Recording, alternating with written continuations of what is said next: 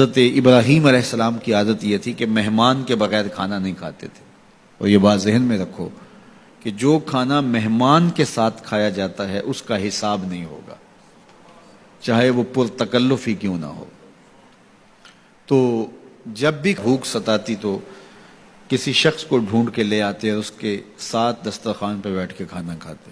ایک دن ایک مہمان کو ڈھونڈ لائے اور کھانا تیار تھا تو کہا کہ اللہ کا مبارک نام لیجیے اور شروع کیجیے. اس نے کہا میں تو اللہ کو نہیں مانتا. تو کہا کہ میاں تیرا اور میرا رشتہ کیا ہے؟ میں تجھے اللہ کے نام پہ ہی تو کھلا رہا ہوں کہ تو اس کا بندہ ہے، اور اگر تو اس کا نام ہی گوارا نہیں کرتا تو پھر کیا باقی بچا؟ اس نے کہا روٹی کے چند لقموں کے لیے میں اپنے بت سے بے وفائی نہیں کر سکتا. میں بتوں کا پجاری ہوں اور مجھے بھوک بھی لگی ہے، لیکن میں اپنے بتوں سے بے وفائی نہیں کر سکتا. تو حضرت ابراہیم نے فرمایا تو اتنا غیرت مند ہے، اپنے بتوں کے ساتھ تیری یہ وفا ہے، تو سن پھر میں بھی اللہ کے نام کے علاوہ تجھے ایک لقمہ نہیں دے سکتا. اس نے کہا کوئی بات نہیں، اٹھ کے چلا گیا. وہ چلا گیا تو جبریل آ گئے، رب کا سندیشہ دیا، ابراہیم تو نے میرا بندہ ناراض کر دیا. یا اللہ وہ تیرا بندہ تھا، تیرا نام لینا گوارا نہیں تھا. کہا ابراہیم اس کی عمر کتنی ہوگی؟ مالک 70-80 کے پیٹے میں ہوگا. تو کہا اتنا عرصہ ہو گیا نا کہ میں اس کو دے رہا ہوں، تم ایک دن نہیں کھلا سکے.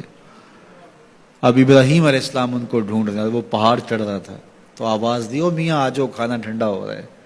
اس نے کہا آ جاؤں گا لیکن تمہارے رب کا نام نہیں لوں گا. کہا نہ لینا، آ جاؤ. آیا دسترخوان پہ بیٹھا، کھانا شروع ہوا تو کہنے لگا کہ پہلے تو بڑے غصے میں تھے، جلال میں تھے کہ رب کا نام نہیں لوگے تو کھانا نہیں دوں گا. ایک دم تبدیلی کیسے آ گئی؟ کہا اسی رب کا سندیشہ آیا ہے کہ مجھے بھی تو اتنا عرصہ ہوا کہ دے رہا ہوں، تم ایک دن نہیں دے سکے. تو اس نے کہا تیرا رب اتنا مہربان ہے تو مجھے بھی اس اپنے رب کا غلام بنا لے. تو جو اسے مانتا ہے اسے بھی دیتا ہے، جو نہیں مانتا تو یہ نہیں دھوکہ کھانا چاہیے کہ فلاں کے پاس رزق اتنا ہے اس لیے وہ اللہ کا مقبول ہے، فلاں تخت حکومت میں بیٹھا ہے اللہ کا مقبول ہے. یہ کوئی دلیل نہیں ہے. کتنے لوگ ہیں جو اس کے منکر ہیں، اس کے وجود کے منکر ہیں، لیکن اس کے باوجود ان کو اتنا عطا کرتا ہے. بلکہ فرمایا اگر تمہارا مجھے لحاظ نہ ہو تو کافروں کے گھروں کی سیڑھیاں بھی سونے اور چاندی کی ہوں، چونکہ ان کو سب کچھ دنیا پہ دے دیا جائے گا، آخرت میں ان کا کوئی حصہ نہیں. لیکن مسلمان کہیں گے ہم تو پھر مار ہی دیے گئے. تو تمہاری دل جوئی مقصود ہے، تمہارا لحاظ ہے، ورنہ ہم ان کو اتنا دیں کہ ان کے گھروں کی سیڑھیاں بھی سونے اور چاندی کی ہوں. یہ فرعون جو تھا جس نے خدائی کا دعویٰ کیا، بلکہ کہا آنا ربکم الاعلی، میں تمہارا بڑا رب ہوں، اور اپنی پرستش کرواتا تھا. ساری زندگی کوئی بیماری تو دور کی بات ہے اس کے سر میں درد بھی نہیں ہوا تھا. رزق اللہ اسے بھی دیتا ہے جس سے وہ پیار کرتا ہے، اسے بھی دیتا ہے جس سے وہ پیار نہیں کرتا. وہ صرف رب المومنین نہیں ہے، وہ رب العالمین ہے. صرف مومنوں کا رب نہیں ہے، وہ تمام جہانوں کا رب ہے.